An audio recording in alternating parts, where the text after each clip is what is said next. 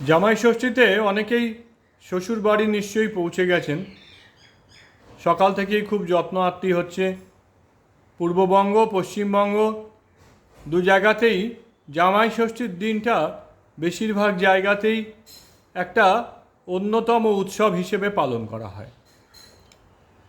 জামাই ষষ্ঠীর জামাইয়ের শ্বশুর বাড়িতে খুব যত্ন আত্তি হয়। এই নিয়ে অনেক সুন্দর সুন্দর গল্প আছে। তা আমার সবচেয়ে পছন্দের যে গল্পটা, সেটার সঙ্গে একটা সংস্কৃত শ্লোক যুক্ত আছে।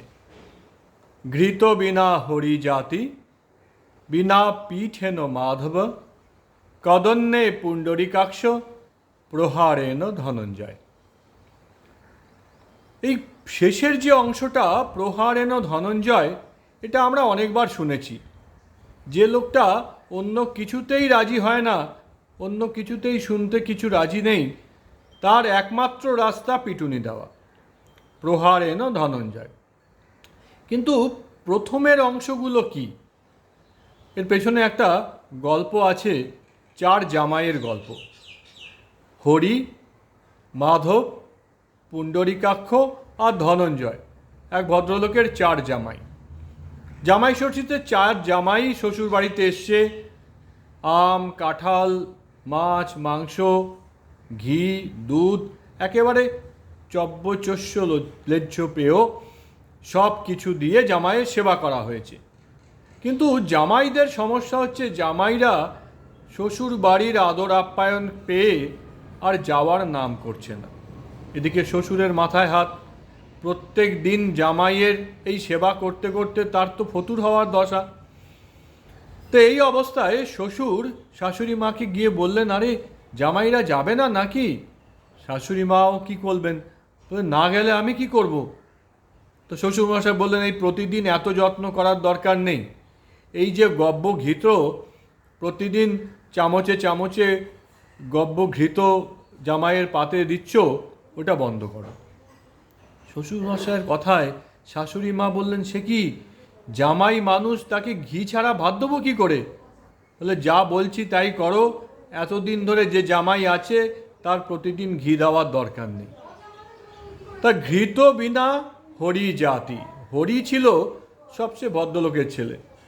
তা যে শ্বশুরবাড়ির আপ্যায়ন যখন একটু কম হলো, ঘি দেওয়া বন্ধ হলো, হরি ঠিক করলেন যে আর এখানে থাকা নয়। ঘি বন্ধ হওয়ার সঙ্গে সঙ্গে পরের দিনই হরি শ্বশুরবাড়ি ছেড়ে চলে গেছেন। কিন্তু বাকি তিন জামাই ঘি ছাড়াই যা যা খাবার দিচ্ছেন তাই খেতে শ্বশুরবাড়িতে থেকে গেল। তখন শ্বশুরমশাই আরও অতিষ্ঠ হয়ে গেলেন। বললেন, দেখো, এ তো প্রতিদিনের লোক, তাকে প্রতিদিন পিড়ে দেওয়ার কি দরকার? পিড়িতে বসতে দিতে হবে না, মাটিতে বসে আমাদের মতো খাবে। শাশুড়ি মা বলে, ছি ছি ছি, জামাই সে মাটিতে বসে কি খাবে? যা বলছি তাই করো, পিড়িতে দিতে হবে না। তাই পিড়ে বন্ধ করাতে তখন হরির মতো তার সম্মান বোধ হয়তো ছিল না, কিন্তু মাধব, তার গায়ে একটু আধটু মানুষের চামড়া ছিল, সে সেদিন থেকে চলে গেল। তাই বিনা পিঠেন মাধব। আর বাকি ধনঞ্জয় আর পুণ্ডরিকাক্ষ, তারা মাটিতে বসে ঘি ছাড়া সেই যা ডাল ভাত মাছ শ্বশুর বাড়িতে দিচ্ছিল তাই খেতে লাগলো। শ্বশুরমশাই একেবারে অতিষ্ঠ হয়ে শেষ পর্যন্ত বললেন, দেখো, ওই সবচেয়ে প্রথমের ভাতগুলো তুমি দাও না, সবচেয়ে ভালো সাদা সুন্দর ফুরফুরে চালের, ওটা বন্ধ করো। আরে শেষের দিকে তো ভাত একটু ধরে যায়, তাই একটুখানি ধরা ভাতও জামাইদেরকে দাও। শাশুড়ি মা বললেন, আমি আমার প্রাণ থাকতে ওই কাজ করতে পারবো না। জামাইয়ের পাতে ওই রকম ভাত দিতে পারা যায় নাকি? যেটা বলছি আমি সেটাই করো। শ্বশুরমশাইয়ের জেদের কাছে নতি স্বীকার করে শাশুড়ি মা ওই একটু পোড়া ভাত জামাইয়ের পাতে যেদিনকে পড়ল, আর যাই হোক না কেন, সেইটা পুণ্ডরিকাক্ষ আর নিতে পারল না। পুণ্ডরিকাক্ষ বউকে বলল, প্যাক করো আর ব্যাক টু প্যাভিলিয়ন, এখানে আর থাকা যাবে না। তাই কদন্যে পুণ্ডরিকাক্ষ, কদন্য, অন্ন যখন একটু খারাপ হলো তখন পুণ্ডরীকাক্ষ শ্বশুরবাড়ি ছাড়ার পরিকল্পনা করল। কিন্তু ধনঞ্জয় একেবারে সেই ঘি ছাড়া, পিড়ে ছাড়া, আর একটু আদ্রু পোড়া ভাত দিলেও ডাল ভাত সপাসপ মেরে শ্বশুরবাড়িতে থাকা ঠিক করলো।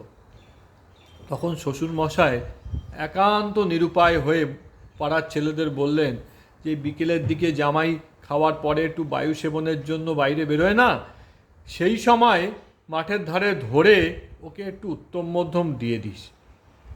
সেই উত্তম মধ্যম খাওয়ার পরে শ্বশুরবাড়ি সেরেছিল ধনঞ্জয়। তাই ঘৃত বিনা হরি জাতি, বিনা পীঠেন মাধব, কদন্যে পুণ্ডরীকাক্ষ, প্রহারেণ ধনঞ্জয়। আজকে শ্বশুরবাড়িতে এসছেন ঠিক কথা, নিজেরা ঠিক করে নিন হরির মতো চলে যাবেন, মাধবের মতো যাবেন, পুণ্ডরীকাক্ষ না ধনঞ্জয়, আপনার ব্যাপার।